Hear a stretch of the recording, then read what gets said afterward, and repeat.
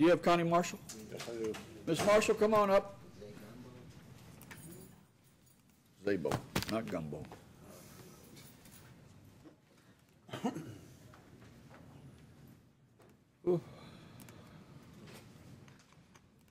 Miss Marshall, what's on your mind today? Well, I was told to come back today. Did you file your appeal? No, I did not. Why not? Why not? Yeah. Well, because I'm still working through this court right now. Well, you know. And I was told to come back today because I was again told that I needed to get a call. I was going to get a call from KCPC. Though I don't have any psychiatric problems, I've never had any psychiatric problems in my past. But nobody called because you? I was stomped by the police, now you all want me to see a psychiatrist at KCPC. But nobody called you? No one. Well, hold on just a moment, if I may finish, please, Judge. All right. I was here on, you all made this, the first order you made was on March 22nd, 2013. KCP was supposed to contact me before May 23rd. They never did. I came back to... Let me correct you on that. You were represented by counsel at the time. The notice was sent to Mr. Shad, your counsel, who, when you were here and discharged him, he was supposed to pass that information on to you. Okay, Let me correct him on that. I have the court video. After I came back in court, after I fired Shad, I talked with you, Judge Delahanty, and you told me that KCP would be contacting me directly since I no longer had Shad as my attorney. Okay. So that's not correct, what you just stated. I have Well, the video. yeah, I don't want to get involved in what's So correct or not correct. KCPC did not contact me before May 23rd. Well, when I came back on May 23rd, I was told again that KCPC would be contacting me. As of today, July 18th, 2018, KCP has not contacted me, which I do want their credentials if they had contacted me, because I'm not suffering from any psychiatric problems. I did file a motion to vacate that order for me to be evaluated by KCPC, because as I previously stated when I was here, there's no RCR 2.02 filed in this case, which is the criminal complaint, which the prosecutor is supposed to file. The citation is not the criminal complaint. I've looked it up on the computer, I have validated it, and I've checked it with other people. The citation is not the criminal complaint, and there's no criminal complaint in the case. I also filed Exhibits 7 and 8 in this case. I have received death threats from the Louisville Metro Police Department, which have been also turned over to the FBI out on, can't think of where they are, out in East End, and also sent to Washington. I was called niggers, slaves, targeted individual. I better plead guilty. My daughter and I would end up dead.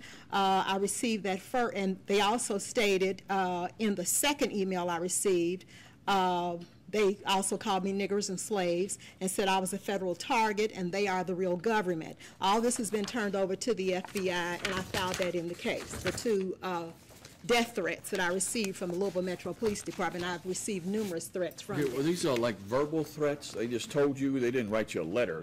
You're just documenting. It's in the case. If you look at Exhibit 7 and 8 that was filed in the case, you do have copies of it. Okay. And you also have audios of them threatening my life as well. Which has been going on since they stomped me last year. I also filed a motion for a speedy trial in this case because I have been to this court 12 times counting today. I was here June 28, 2012, June 29, 2012, July 9, 2012, July 26, 2012, September 14, 2012, November 14, 2012, January 29, 2013, March 22, 2013, March 27, 2013, April 9, 2013, May 23, 2013, and the police have never shown up to charge me with any offenses, and again, a criminal complaint is not filed in the case. And according to the right to a speedy trial is guaranteed by the 6th Amendment to the United States Constitution, and it's also applied to the states via the 14th Amendment, and I have filed that in this case as well. I need to ask a question of Mr. Nemi here. Now, Mr. Nemi, when we were here back in May 23rd, there were a number of orders that were entered, and I thought we entered a new order for an evaluation on that day. And since May the 23rd, have we got any kind of feedback from KCPC about contacting Ms. Marshall? I don't have any any information. The only thing that I saw in the file was the actual order from that date, ordering the evaluation. Okay. And the report date back for today. Okay. All right. And Ms. Marshall, you say that since May the 23rd, nobody from KCPC has contacted you. Well, the first order was March 22nd. Okay, I don't want to talk about that now. And But you no, need to since- focus, Ms. Marshall. I'm not going to sit, Ms. Marshall. No, they have not I want to hear contacted you. me. Okay, they did not contact you. So I did file a motion to dismiss this case with prejudice because the delay of a speedy trial has violated my constitutional rights as according to the Sixth Amendment to the United States Constitution and also what is applied to the states via the 14th Amendment. I'm supposed to have a trial or something going on within the case within at least 6 months. And It's this a is year. way past 6 months. It really is a year. It's a year. What I read was 6 months. I don't know where. What you might want to do is find yourself a lawyer that will research that, but it's generally a year. And here's the other thing that you might want to pencil in on this thing, is that it's a year, provided there's not some intervening events, that something doesn't occur that allows the court to extend that year. And the psychiatric evaluation is an extenuating event. So unless and until you are evaluated, all the time that we're spending attempting to get you evaluated is not part of the 12 months of the, for your speedy trial. Okay, again, there's no complaint filed in this case, no RCR 2.02, which he's supposed to file. And he has not filed that in the case. The only thing in the case is a citation, and that is the rule. That is the rule, RCR 2.02. Further, I do not have any psychiatric problems. I don't have a history of psychiatric problems, and this has come about because I got stomped by the police. I had a compressed vertebrae. I had a chest contusion, mildly enlarged heart, so they're looking for an out, and I'm not giving them one. Okay, I'm for that. Is there anything you want to talk about, Mr. Nemi? About this criminal complaint issue. This has been brought up previously. It has. You have already made a ruling in this That's case. true. I want to, But the citation is there any is kind of the new criminal stuff you want complaint. to talk about, Mr. Nemi? You got any And new she stuff? was given an opportunity to appeal Oh, that, no. and she has. Okay. So, you know, All right. You have the new, speedy trial motion, she has just now made a written motion for a speedy trial. And as the court has just told her, there have been these intervening issues that have protracted this matter, and it's, all right, Ms. Marshall, here's the thing. Your motions today are going to be overruled. I'm going to pass the case to September 26th. I'm going to issue another order that says the KCPC is to contact you. And then when they contact you, you'll have a chance to talk to them and, and to check their credentials. And part of it is this, the evaluation, it doesn't, because you've been ordered for an evaluation, it doesn't say, the issue is for you to be evaluated to determine if you have any kind of psychological issues that would prevent you from being held accountable for your actions. I haven't been told what I've been done that makes you think that I have any psychiatric or psychological problems. And this is hurting my reputation, as I did run for mayor back in 2011, and I was planning to run for other offices. And this is hurting my reputation. Plus, I've been coming back and forth to this court since last June when I was stomped by the police. And I had to wear an ankle bracelet or whatever it's called. Yes. I wore that for 6 weeks. Then I had to report downstairs every Wednesday for almost a year. They haven't shown up in court because they don't have a case. They lied. Okay. What we need to do is we need to get this evaluation, and once we get to this evaluation, we can move forward and have a trial, and then a jury will be able to decide about what happened and what didn't happen. Okay, may I object to what Mr. Nemi? Are you working over? May I object to what he stated, because I have the rule right here, and it is a Kentucky case that founded this rule. Barker versus Wingo set out some considerations analyzing speedy trial claims, the length of delay, the reason for the delay, the assertion of the right, and prejudice, and that states 6 months. I also filed Clopper versus North Carolina is also another case regarding the speedy trial rule, and this case should have been heard within a 6-month period according to Barker versus Wingo, and I have filed a motion to dismiss this case with prejudice because the delay of a speedy trial has violated my constitutional rights, and I have suffered pain and suffering because of it, and my reputation has also been damaged. All right. And Ms. Marshall, I'm going to respectfully overrule your motions. I'm going to try to get this arranged where you can go through this evaluation and at least talk to those people at KCPC. We're going to come back here on September the 26th, and hopefully by that time, we're going to have some information that at least they've contacted you and that we've begun the process of the evaluation. May I add something to that? I would like KCPC's credentials because, again, we'll call when you. I got my Social Security disability, I did not see a psychiatrist or psychologist. I get Social Security disability for frequency devices and neurological problems. I'm sensitive to radio frequencies. I was not required to see a psychiatrist or a psychologist, nor do I have it in my history. So before I see anyone at KCPC, I think I have a right to their credentials. Well, they're gonna and if call they you don't up. specialize in those fields, they're going to misdiagnose me and they will have a lawsuit. Okay.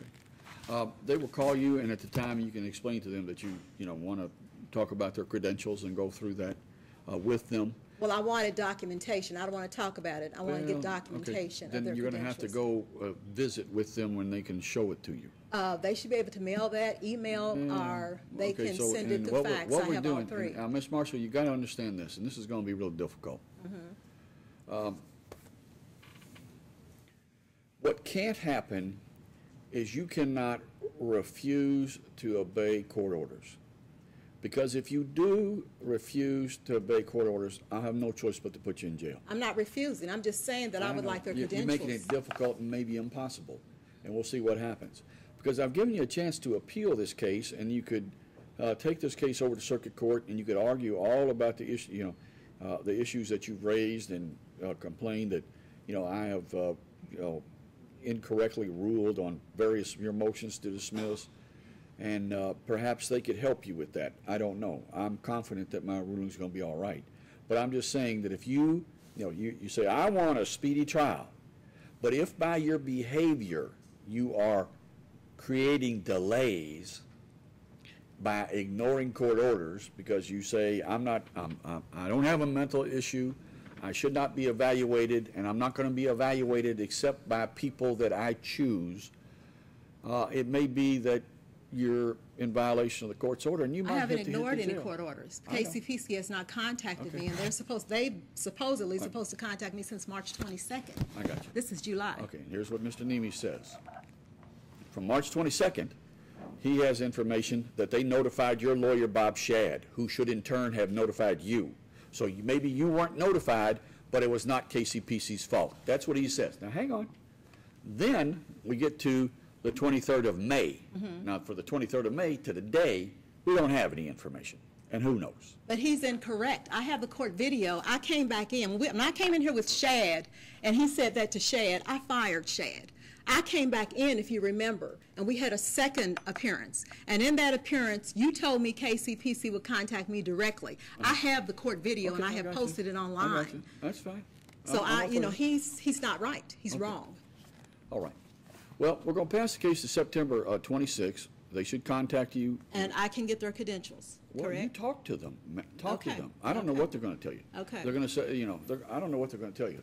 They will talk to you, but it's going to be one of these deals. Do you have credentials? Then it's going to be, well, what credentials do you want? You want credentials that say that they're familiar with radio frequency devices and neurological conditions and so on and so forth. And what's going to happen is we're going to come back here. I'm hopeful that they contact you, and at least you can have a conversation with them and try to iron out your concerns and their concerns. Well, if they're psychiatrists and not neurologists and not familiar with radio frequency, then psychiatrists and neurologists and people that handle radio frequency are in different lines of medical practice. Well, and there's a lot of overlap for all of that. There's a lot of overlap. They may not be specialists, but I do believe that psychiatrists are familiar with radio frequency devices and interference, radio frequency interference. It's a common complaint that is treated by psychiatrists that, radio frequency devices are interfering with my thought processes and commanding me to do things and this sort of stuff. But That's I not don't my know. situation. Well, it's It good. You're going to causes need to me. explain it to them because I didn't say they were commanding me to do anything, know. and I didn't say it was interfering with my thought process. I'm sensitive to radio frequencies. And, okay, and you're going to need to discuss all of this with the psychiatrist.